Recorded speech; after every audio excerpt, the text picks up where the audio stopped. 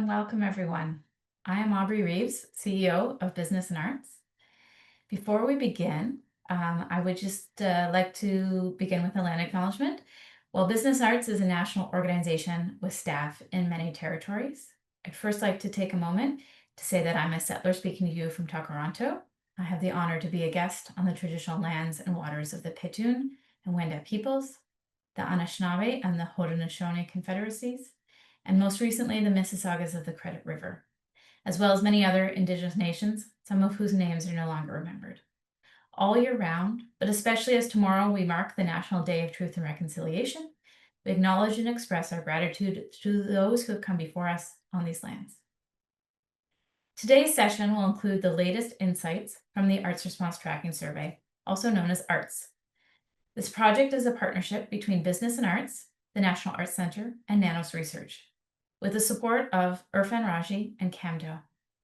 And the speaker series is made possible through the generous support of our long-term presenting partner, Power Corporation of Canada, as well as our supporting partner, Arts Consulting Group, and RBC.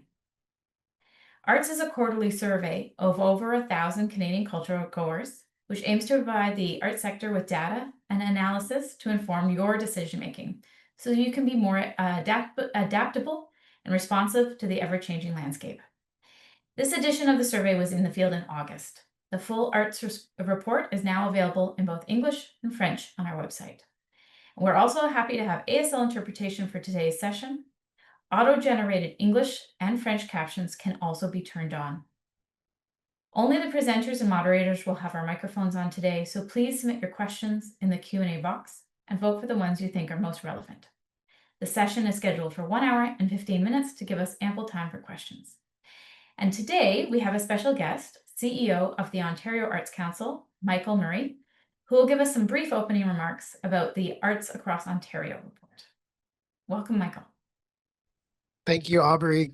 Thank you, Aubrey, for inviting me. And I know there's a great conversation today around data and around a lot of the things we want to do with arts data and arts audiences. As Aubrey said, I'm Michael Murray, CEO of the Ontario Arts Council, the arts funding agency for the Government of Ontario. Aujourd'hui, je présente en anglais, mais n'hésitez pas à nous contacter si une conversation française est préférable. I want to start by thanking Business Arts for your ongoing partnership and for inviting me, as I said. But today I want to speak about Arts Across Ontario. This study is available on our website, arts.on.ca. You'll see it on the headers, but if you go to news, you'll find Arts Across Ontario, of course, your friend Google. It's a project that began with a bit of a conundrum. As most of you know, Statistics Canada provides incredibly valuable national and provincial level data on culture sector GDP and jobs. Until now, though, we haven't been able to get more granular regional insights. So this lack of localized data made it difficult for communities, municipalities, and regions to understand the economic impact in their local culture sector. So we decided to partner with Nordicity, whose expertise helped us build a robust regional economic model in Ontario, and something that can be emulated in other provinces and, of course, nationally. It uses existing data sources to identify the local economic contributions of the arts sector in communities across Ontario. You can find the results in the report. As I said, it's published earlier this summer. It has a regional breakdowns of economic impact like GDP, jobs, and tax revenue, which are in the millions and billions of dollars. It also quantifies the influence of Ontario Arts Council funding for economic and tourism impact through you, the producing and presenting arts organizations of Ontario, or through some of you. I know you're across the country. Finally, much like today's event, it underscores the multifaceted value of the arts, highlighting its importance for social inclusion, well-being, and cultural identity. Nordicity's report concludes with recommendations to maximize the sector's value in an economic sense, and I think they'll really resonate with this audience. They include expanding data collection, very relevant for today, leveraging arts as a tourism driver, something we've been having lots of conversations about, developing tools to assess impacts, and strengthening cross-sector collaboration. If you're interested in the topics or the report more generally, I'd be happy to connect with you or our team. Right now, though, I think it's time to get on to the subject of the day. It's an honor for me to introduce Nik Nanos, who is the Chief Data Scientist and founder at Nanos Research. He'll be presenting the latest findings from the Arts Response Tracking Survey, ARTS. And so for everyone, thank you and merci. Thanks, Michael, for that introduction and being a data person. When you talked about arts across Ontario, I'd just like to say I love it. Thanks so much for doing that, because the more data and insight that we all have in the sector, the better it is for everyone. And the thing is Michael talked about GDP, tourism, economic, tax impact. I'm going to talk about how arts and culture goers feel, what they want, and their connections to the arts. So it's going to be a little bit of a different perspective. Now, as you can see from the headline, it's interesting. In this particular wave of research, we wanted to talk about the impact and of arts and culture events and experiences, and what impact they might have on people's sense of belonging. And actually, it's an interesting thing. This is the second time that we've asked this question, and there's been a bit of a change. Why don't we just say that? A positive change on that front. And the thing is in this wave of the Arts Response Tracking Survey, we looked at unpacking a number of things. First of all, perceptions related to admissions to arts, funding, social organizers, and also the tracking related to the frequency of visits. But check this out. So this is the headline for this particular wave of research. And, we basically asked culture goers who attend arts and culture events whether it had and what type of impact it had on their sense of belonging to Canada.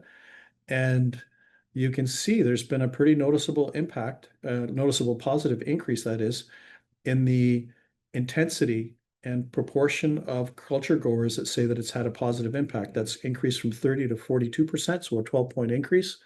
Fewer people have said no impact. I would like to say that although we did not ask why this change happened, we do know that one thing has occurred between 2024 and 2025, and that has had to do with our relationship with the United States. And what we find, not just in this particular piece of research, but in a lot of the other research that we've done, is that what do we just call the tension in the relationship between Canada and the United States has created an environment where Canadians are much more thinking about Canada as a country. They're thinking about much more likely to think of belonging. And it looks like the arts and culture sector and the experiences that the sector delivers has been a beneficiary or positively kind of connected on that front. So we have to think of the current environment and how it's actually contributed to more and more arts and culture goers saying that the attending an arts and culture event has a positive impact on their sense of belonging to Canada. And when we looked at asking Canadians about their views on who should be responsible for funding free admission to arts and culture events, to visit galleries and museums and so forth. You can see, and we've broken out in this particular wave of research, social organizers, and I think this is going to be a group that we want to track, even though they're, I'll call it small yet mighty. The social organizers are people that gather, mobilize, connect, bring people together, and kind of lead and lead when it comes to organizing people to attend arts and culture events. So we see them as an interesting kind of segment of the population that we want to kind of get a better understanding on. So we are reporting on culture goers and social organizers, and even factoring the size of the sample. There's some interesting numbers there. When we ask about responsibility for funding free admissions, what's interesting is that when you look at the I'll call it the order of the sequencing of who should be funding free admission, you can see that culture goers and social organizers, culture goers are more likely to favor sponsors. social organizers more likely to favor the government. One interesting thing when we kind of unpacked the numbers, because I looked at the results in terms of age, gender, region, and stuff like that, is that there was fairly, among culture goers at least, there was fairly consistent numbers with one difference, not a big difference, but I think a noticeable difference. You can see the national score for culture goers that they don't support free admissions was only 13%. In the Prairie provinces, it was 21%. So still a minority view, but just a little uh, higher among individuals that are from the prairies who are culture goers. But the fact of the matter is that when we look at culture goers writ large, the preferred choice would be that private companies or organizations sponsor free admission for these culture activities. The other thing is that we can see among culture goers and social organizers that it definitely has a positive impact on their likelihood to visit galleries and museums if there is free admission. So this is the first time that we've asked this particular question. It'll be interesting every once in a while to kind of revisit this to see whether there's a changing environment. But I think the fact of the matter is that free admission does have a positive impact. And when we look at motivators for attending arts and culture events, what you can see is that whether you're a culture goer or part of I'll call it the social organizer group, that you're much more likely to identify learning. And then you can see as a first tier driver of attending an arts and culture event. And then what you can see are kind of other items, almost a tie between change of scenery or escape from everyday life through to socializing with friends as kind of being top motivators among culture goers and social organizers when it comes to attending arts and culture events. This was, I'd like to say, the most interesting slide that we have. And I'd like to say from the get-go, as most of you know, if you've attended the webinar before, I do my little talk at the beginning, and then it passes over to the panel to kind of unpack their views on a lot of these topics. But I will be in the chat to answer any questions and engage in a discussion with anyone that's interesting. I thought this was actually one of the more interesting slides. And interesting means I wish I had asked like 5 more questions to kind of unpack the expected benefits. And you can see the comparison between the 2024 wave and the 2025 wave, suggesting that there's been an increase in appetite for learning new things over the year. And when we dig down deeper, because I did look at this particular question, and there were some interesting variations and motivators or expected benefits, different expected benefits based on age. Young people, if someone was under 35 years of age, they were twice as likely to talk about a change of scene or escaping from every day as the expected benefit of attending an arts or cultural events. They're twice as likely as those that were over 55 years of age. So think of those millennials and Gen Xers, but young people especially, much more tuned into a change of scene compared to their boomer counterparts. The other thing is that the learning new things tended to be more popular among culture goers that were over 55 years of age. So there's some interesting generational dynamics that are going on that front. And the other thing that there was a noticeable increase in the proportion of people that talked about reconnecting with their heritage and culture and celebrating that compared to the previous wave. So some interesting stuff there. And like all research, I just want to learn more about this and the drivers for the expected benefits.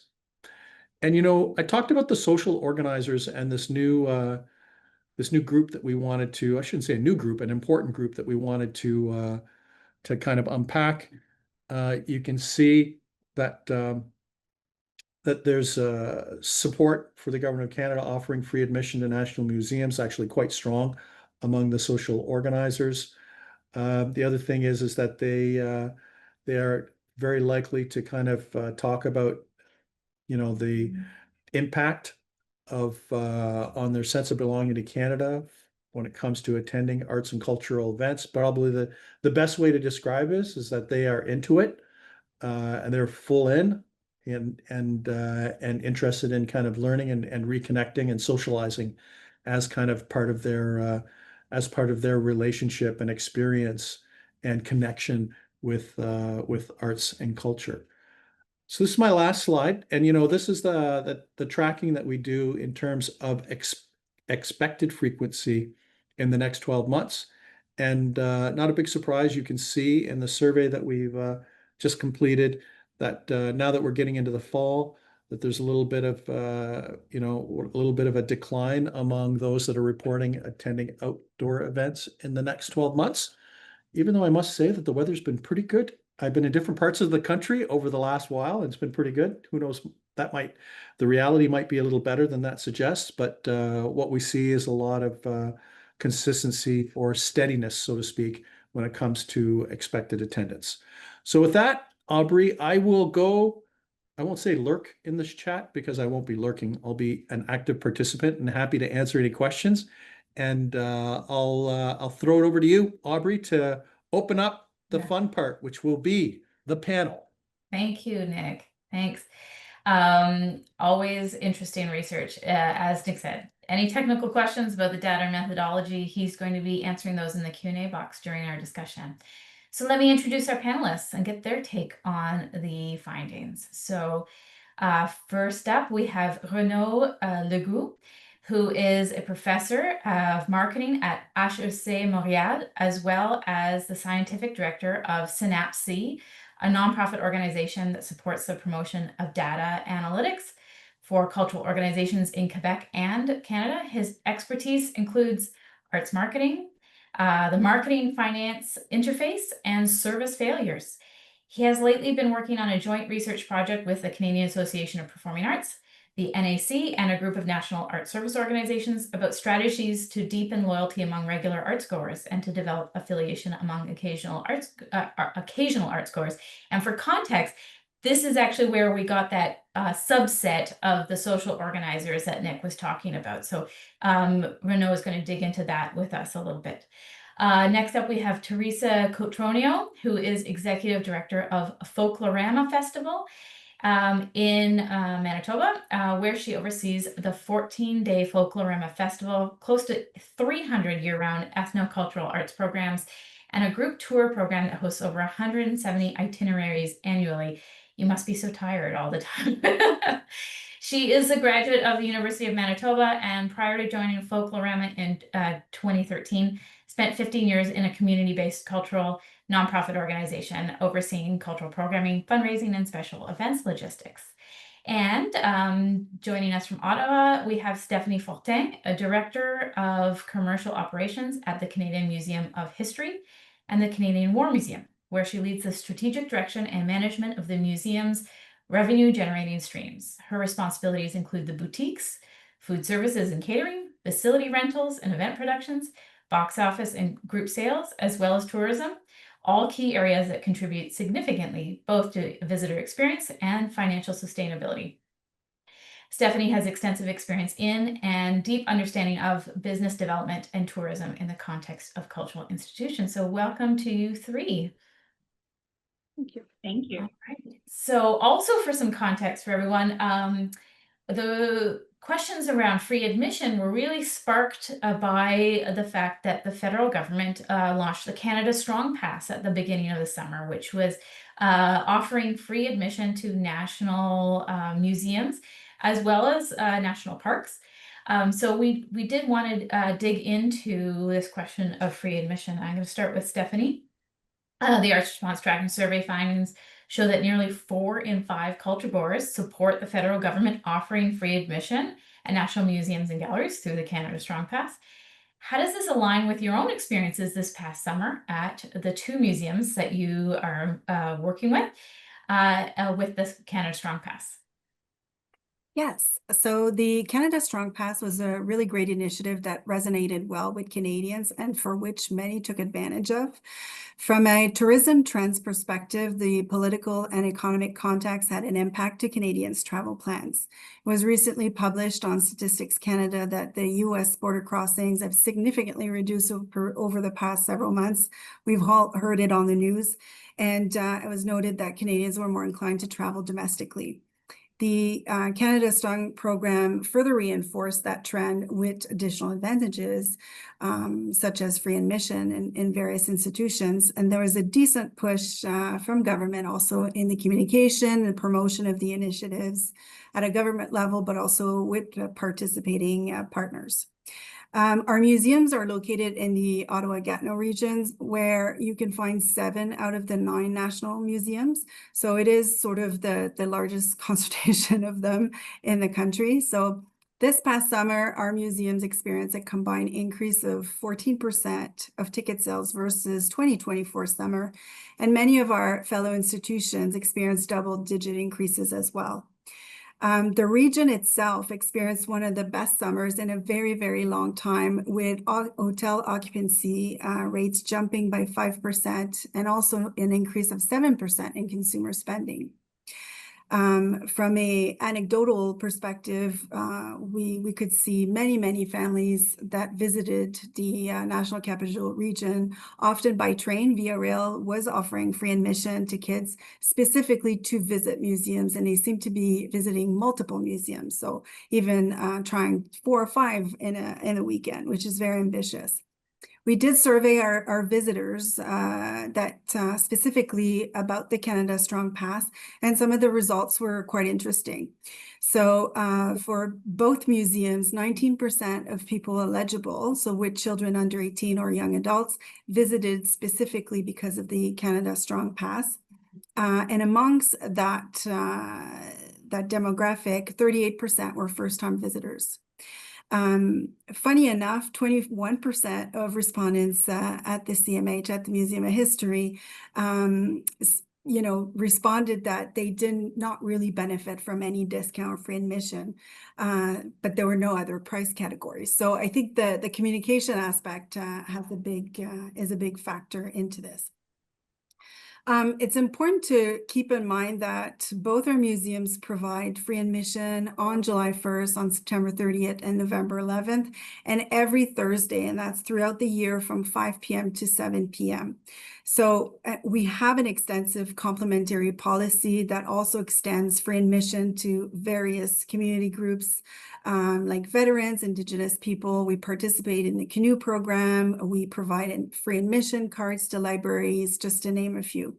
So our free periods equal to about 25% of our admission annually in comp tickets, another 12. So these periods are meant to increase accessibility and an opportunity to decrease barriers to new audiences or underprivileged groups.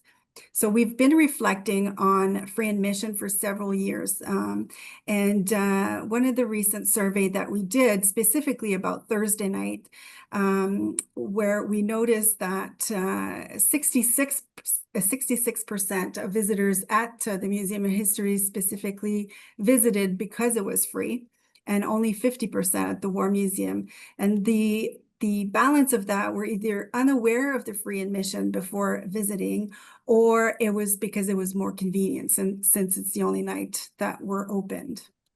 So back to the initial question, I think the Canada Strong program did entice some new visitors that would have potentially not considered visiting our museums, and provided a really good opportunity to increase domestic tourism, entice some local audience to rediscover us or come back with some visiting friends and relatives that had not been at the museums for a little while. So in my opinion, the part of the success of the program was the approach with strong messaging, communication, and all partners that united in that messages, which in turn increased tourism. Would it have the same impact if it's a regular ongoing offer? And some of our research say that may not be the case. So free admission programs are often not widely known or top of mind for all audiences. Opportunities reside in reaching other audiences, segments that may not naturally think of visiting museums.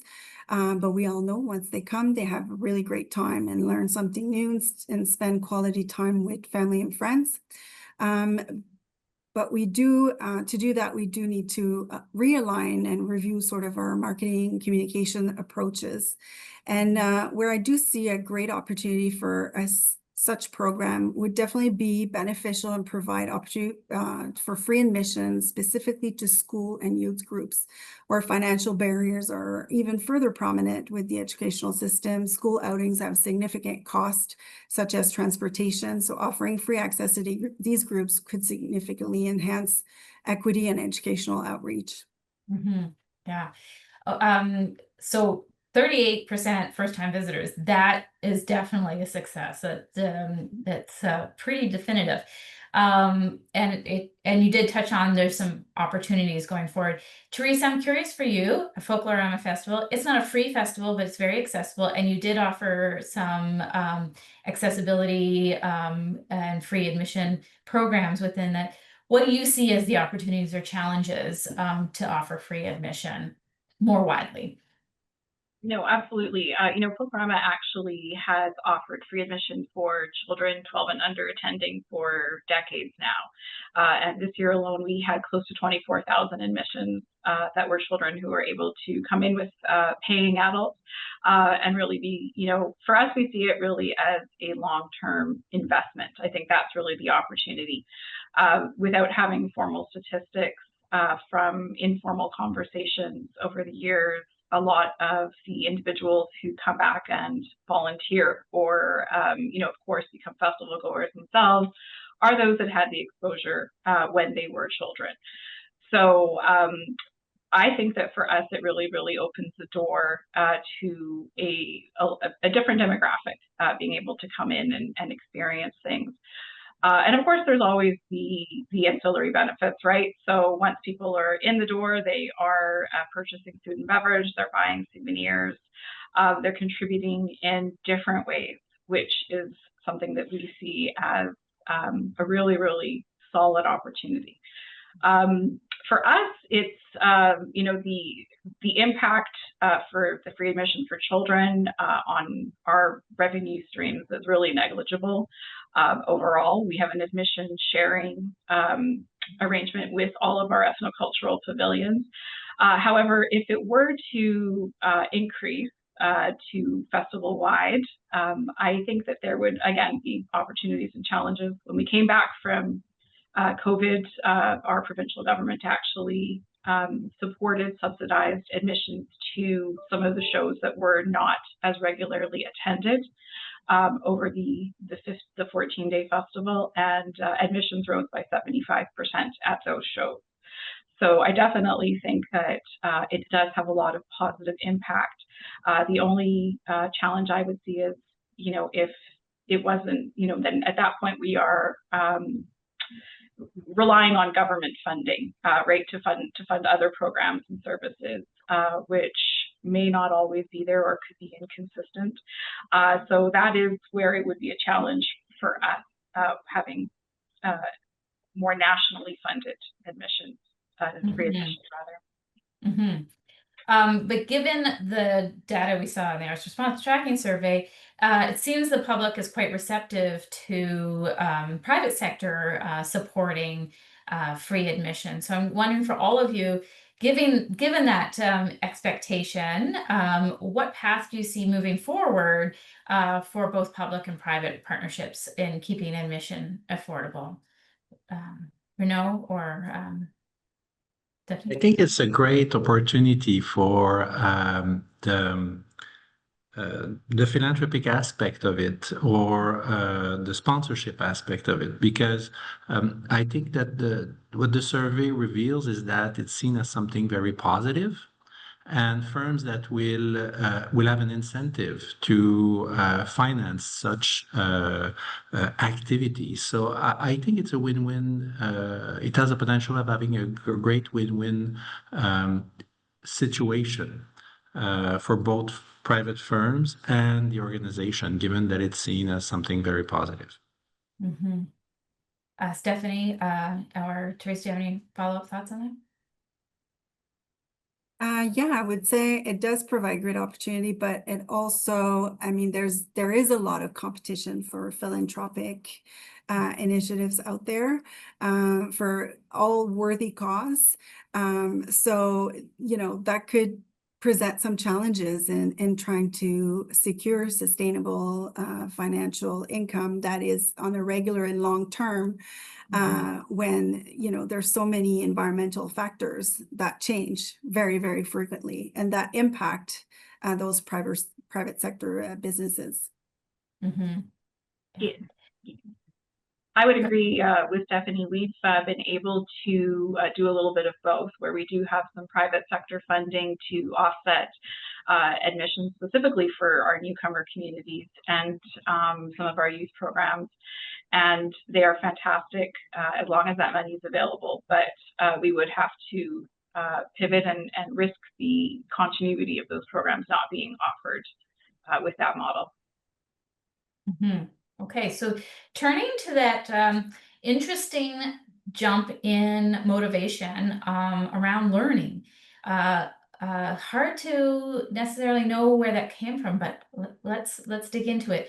So we saw that learning new things has almost doubled as a motivator for attending arts and cultural events from 18% to 35%. Why do you think this shift is happening now, and what does it mean for cultural organizations designing their programming and marketing? And Renaud, I'll start with you. That's fascinating. We'll have to see if it is long lasting, because right now we just have one data point. But I think that it might be correlated with the sense of belonging and identity. In that individuals, spectators, in search of a sense of belonging and identity, will turn more towards those learning benefits, those pedagogical aspects. So I think that both are intertwined and offer great opportunities to position certain initiatives from the organizations. I think, however, we have to think about this learning new things, not to put it too close to academic learning. I'm a university professor. I'm really for academic learning, but I'm not sure that the respondents are thinking about formal type of learning. I think it's more, and Mr. Nanos has really presented it well. It's a lot about reconnecting with your culture, with your heritage. So this is what really brings me to this sense of belonging and identity. To have a strong identity, you have to know where you come from. Mm-hmm. Yeah, so it seems that this elbows up sentiment really fueled a desire to learn more about Canadian culture, which in turn created that stronger sense of belonging. That's really... It's likely that both are correlated. Mm-hmm. Yeah.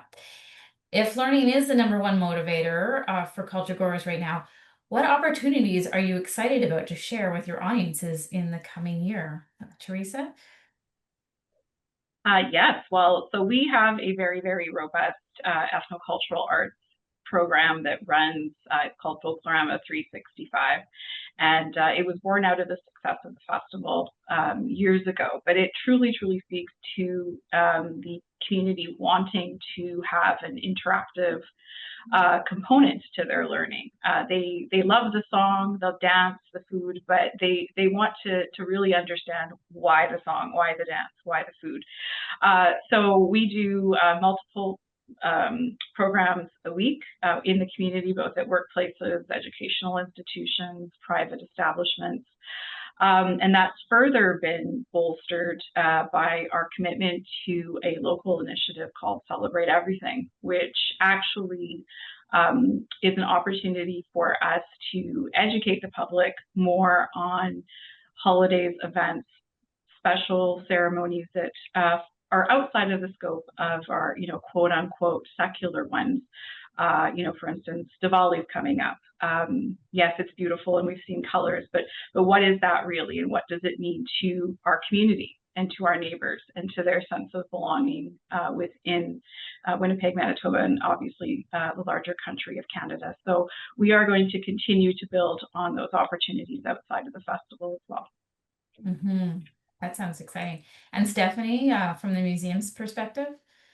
So being, you know, two national museums, we're actually really thrilled about Canadian history. These are really good news for us. And it's an exciting time as well, right, to be in. We're definitely thrilled to see that Canadians recognize the role that a museum play. And we're actually really proud to say that through a recent survey that we did, 86% of Canadians viewed museums as a trusted source of information that highlights the credibility and impact of our work. So to reach and engage Canadians really from coast to coast, we do offer quite a wide range of experience and content, whether it be our on-site exhibition, our digital presence through our social media channels, our podcasts, online exhibition, blogs, educational resource, and even traveling exhibitions that we send to other museums. Our goal is really to make history and culture accessible, engaging, and relevant wherever Canadians are. And we're really, really happy that that they're engaged and they want to learn more. It's a good news story for us. Mm-hmm. No kidding. Okay, so moving on to that social organizers category that Nik was describing. Renaud, what does social organizer really mean to you? Is this a key player in your understanding of audiences and their motivations? And how is it reflected in the arts findings compared to what you've been doing?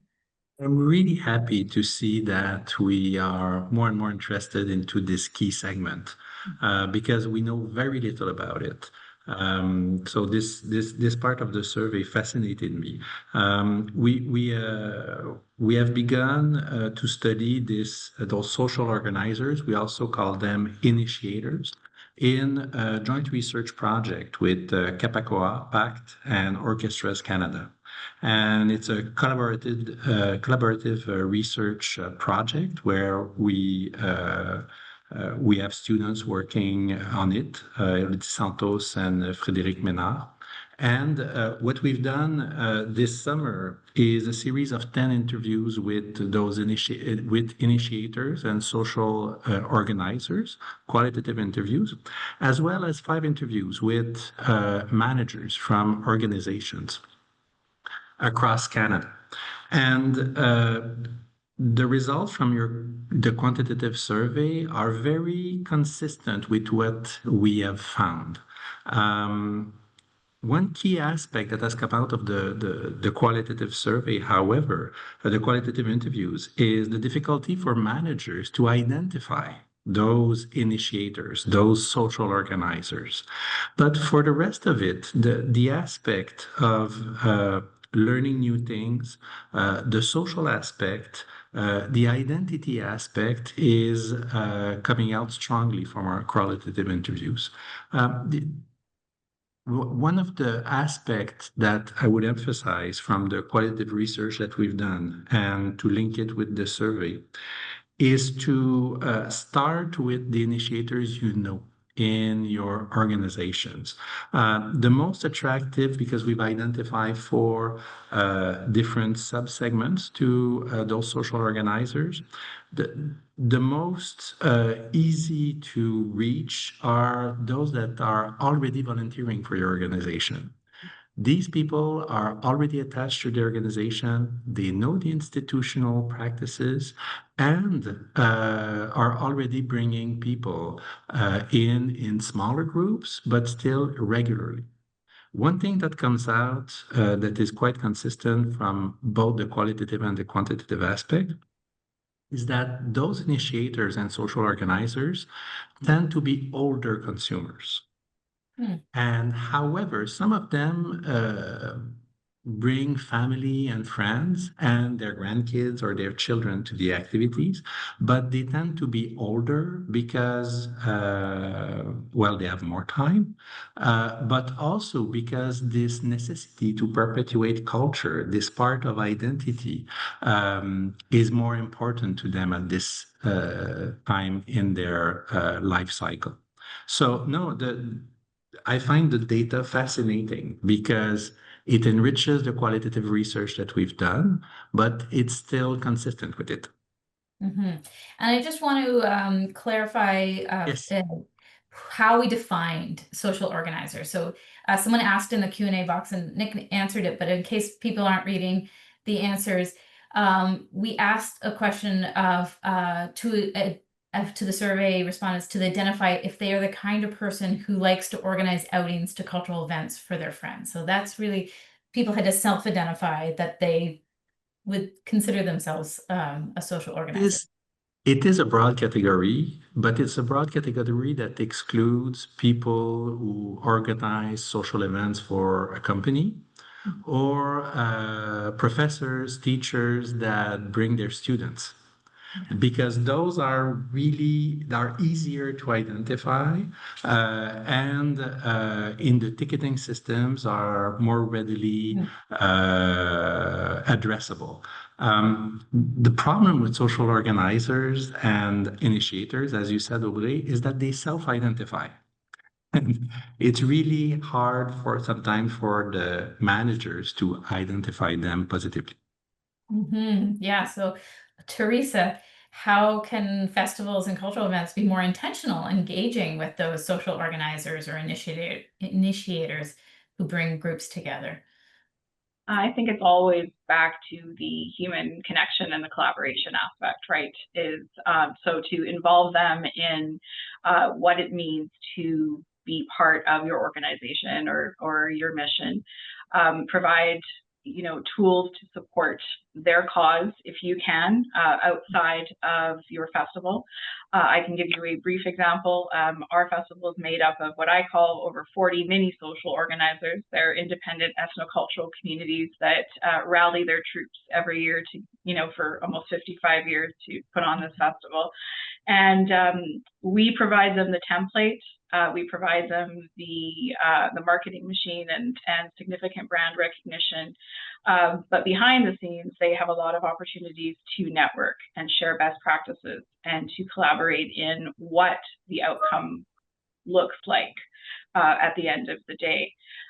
So I think it's definitely back to that human connection and having them understand that their stake in the game is just as important as what your organization wants. They need to feel like they are a contributor. Well, like Renaud was saying, you have to start with those volunteers and donors. They're your closest circle, and you ripple out from them. Just a reminder to everybody, we will have time for questions from the audience. Please add them to the Q&A box. We are going to shift to this question of belonging. Belonging to Canada is strongly tied to cultural participation in this round of the arts results. How do you see Folkorama helping newcomers, longtime residents, and younger generations feel that sense of belonging in Winnipeg and Manitoba as a whole? Folkorama has a really, really unique position. If you live here or you're from near here, no one has to ask what is Folkorama. Everyone just knows. For newcomers, that means that when they land in the city, they are able to really find a home away from home. They're able to find community, people who have, similar food tradition, linguistic characteristics that really can mitigate some of the isolation that anyone would feel moving to a new home. But it also gives them an opportunity to safely explore what the diversity of the city is.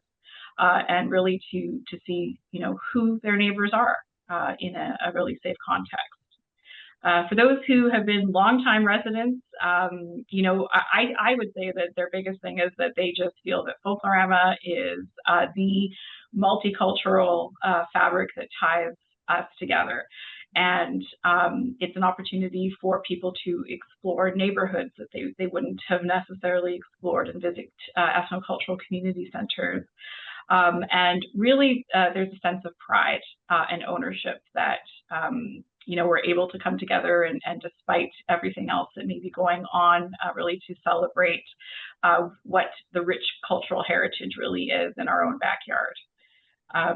And for that last one, I think it's, again, it's a bit of a sense of pride and respect. So pride in being able to identify your own heritage as a young person, where you may not 100% know where you fit in, especially if you are a young person from a newcomer family, and still have a lot of ties to your ancestral traditions.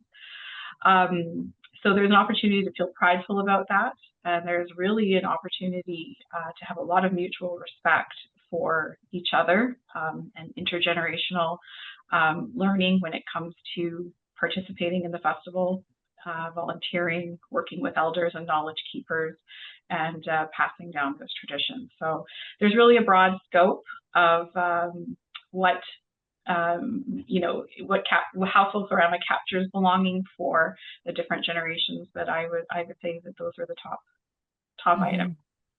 Wonderful. So Stephanie, in your work at 2 of Canada's national museums, how do you find balance between appealing to Canada's identity as a nation while maintaining community-specific interests? Yes, well, I mentioned it before, but our core mandate is really to enhance Canadians' knowledge, understanding, and appreciation of events, experience, people, and objects, and to reflect and shaped Canada's history and identity, but also to bring awareness to world history and cultures. So we tell our story, or the national story, through our permanent exhibitions and our initiatives and various products we offer there. But of course, we do need to maintain community-specific interests. And that's where usually our other offers come into play, such as the Canadian Children's Museum, that tends to attract a very repetitive and local audience, and also our special exhibitions and programming that we offer on a regular basis. We have extensive public programming that will link to our content and our special exhibitions, but also offer community outreach events, seasonal, local events, right? We'll participate in all kinds of festivals or local happening that are in season, like the Christmas market or holidays and things like that. And also other events linked specifically to special exhibitions. We do lean a lot on special exhibitions to draw more local audiences. And to do so, we do a lot of research, topic testing, and data gathering on a frequent basis to ensure that we move forward with projects that do meet our strategic objective, but also that are meaningful and that will have the potential to draw various audiences to the museum. Okay, so Renaud, looking at the rest of 2025, we've only got 3 months left. What's one practical step organizations can take right now to better connect with audiences and foster belonging?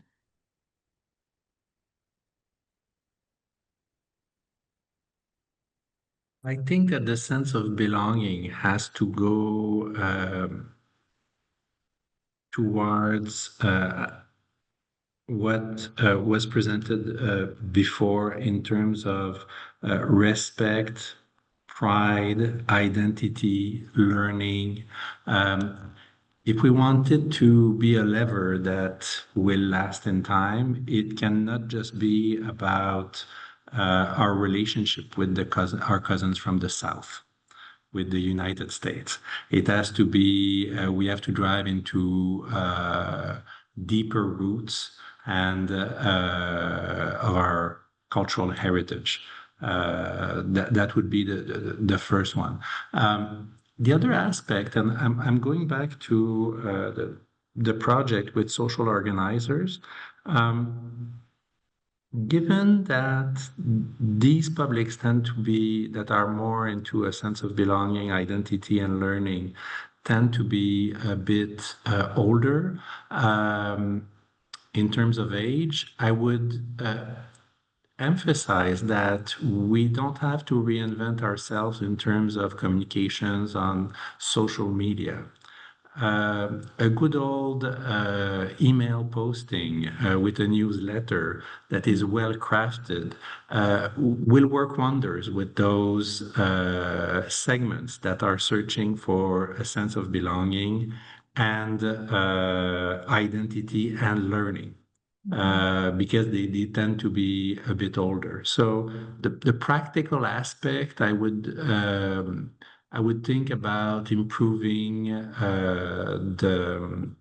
the email strategy. I know it's not sexy. I know I'm not getting popular with that, but I see an opportunity there for something that is very cost effective. Actually, you're bang on. Email continues to be king. If you go back to our winter arts response tracking survey, which focused on marketing, email was still the #1 way that audiences were connecting with arts organizations. So don't disregard email marketing. It is definitely a powerful tool. Yeah, especially as you said, to connect with older audiences. So I just wanted to share this one comment that was in the chat, because I think it really does illustrate that example of how to connect with belonging.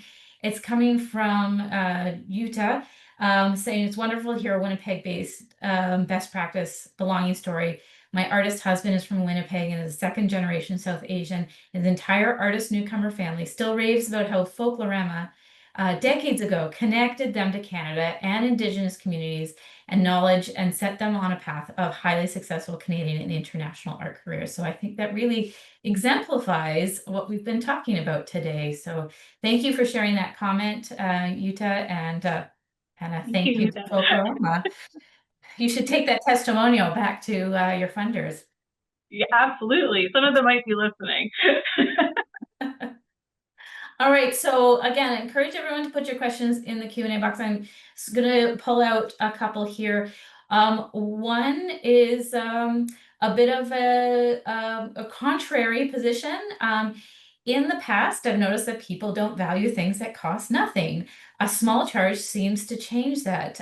It is something I have also witnessed and experienced. Sometimes people have to have a little bit of skin in the game to commit to going to something. So would you like to reflect on that dichotomy, free versus having to actually put down some money so you commit to something? I can comment on that. It's something we experience every time we have free admission. Like on those free admission days, if we look at the scanning rates versus the amount of tickets that were reserved, there's always a very big discrepancy. And we've noticed quite a lot through our public programming. So we would put lectures or conferences or different events together. And even with a free ticket, the pickup, we would not sell out the event, but since we've introduced a minimal fee, whether it's just a few dollars, we then end up selling out the events, and people do show up. They fill out the room. So it's, yeah, we definitely have seen the benefits of that. And Teresa, any thoughts about that? Yeah, no, I can agree that when we did have some subsidized ticket pricing post-pandemic, that it was a very minimal charge that we implemented, and it was for that reason in particular. It was just so that people would have some sort of tiny commitment to coming, and it did make a huge difference for sure. So I would agree. In economics, we call this a commitment device, in that even a very small transaction serves to commit yourself. So I think it's very important when you have limited capacity for certain activities to kind of create those commitment devices.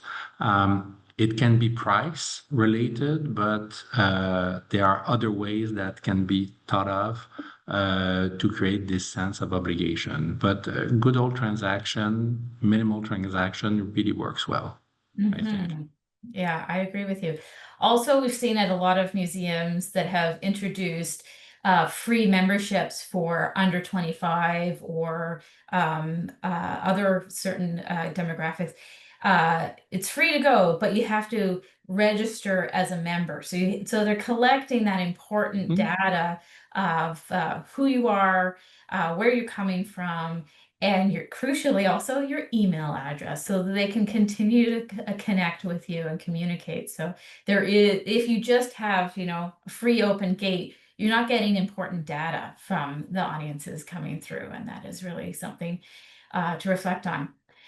Stephanie, we have a question wondering if there's a correlation between support for free admission and income level. I'm wondering if you have any breakdown from the data that you had over the summer. Are you seeing, as well as from the previous years that you've looked at your free Thursdays?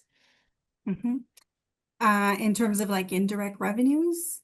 No, I think the question is about, are people more supportive and more likely to use it if they are low income? Or are you actually finding it's pretty even across the board for income levels? Yes, well, it's something like in our recent survey we looked into, and we noticed that like when we look at the demographic, the educational background, all those statistics, it tends to be the same as our ticket buyers.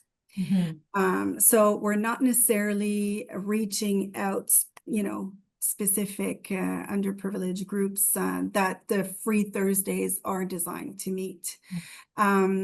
We sort of noticed a little bit the same trend with our, we offer sort of access passes to local libraries. And they're sort of lended like on the same way as a book would be. And there too, it's always the very organized mom that's on top of her, right? That seems to get the pass. So yeah, there's discussions and further sort of thinking about this whole strategy and how to really attract different groups for sure. A question just came in about, is there any data or feedback from organizations that actively use pay what you can admission as opposed to free? Do these tend to be more successful or accessible in comparison to just having free admission? Do you have experience at your own organizations necessarily? It's not the model that we've explored. I've read a lot about it, and you do see that in other countries and certain museums, but it's not something we've sort of experienced here. I've had a little bit of experience with it through my previous role. And yeah, I would say pay what you can. We tended to see a broad range. The benefit of pay what you can is certainly that sometimes people pay way more than you anticipated. So you can actually make more revenue than you thought by, setting a $5 admission or something like that. You'd be surprised who pays much higher, especially if you have them pay at the end of their experience instead of at the beginning of the experience. So then they're really expressing their gratitude, and sometimes it's surprising how generous that is. So, yes. Someone's also added to the comments, with our pay what you can, it works because of the increments we can charge for budgeting based on our capacity. So that's an interesting point too. We have a couple moments for more questions if anybody wants to add some more questions. What about free admission with a prominent tap to donate device at the entrance? Do any of you have donation portals or donation approaches that correspond with your free admission? Currently, we do not. We do solicit donations through our database and through various programs, but specifically on site, we do not. But it's something we're actually considering in the near future. Teresa? We don't have anything right now, not that's tied to the admission portion, no. Something that we haven't discussed, but there's a lot of good ideas for discussion after this conversation. Okay, well, this has been a really wonderful conversation and a very engaged audience, but we seem to have come to the end of our questions, so I'm going to wrap it up a little bit early. A huge thank you to our panelists, Stephanie Fortin, Teresa Cotroneo, and Renaud Legoux for contributing your insightful responses to the research and for answering all of our questions from the audience. I'd also like to thank Capicoa for their collaboration on the questionnaire in this round. Thank you to Nik Nanos for your insightful analysis of the data. It is always very interesting to dig in, and I feel like this round we had some really good granular data to dig into. Thank you to the National Arts Center and Nanos Research for continuing to partner with us on the Arts Response Tracking Survey. And thank you to Camdo and Irfan Raji, who are also big supporters of this program. And finally, thank you to our speaker series partners, Power Corporation of Canada, who's the presenting partner. And thank you to ACG and RBC as supporting partners. If you want to learn more about Business and Arts programs and events, please head to the Business and Arts website for more information, or you can follow us on social media. You can sign up for our newsletter and we will email you regularly so that you can find out what's going on. Many thanks, everybody, and have a wonderful day.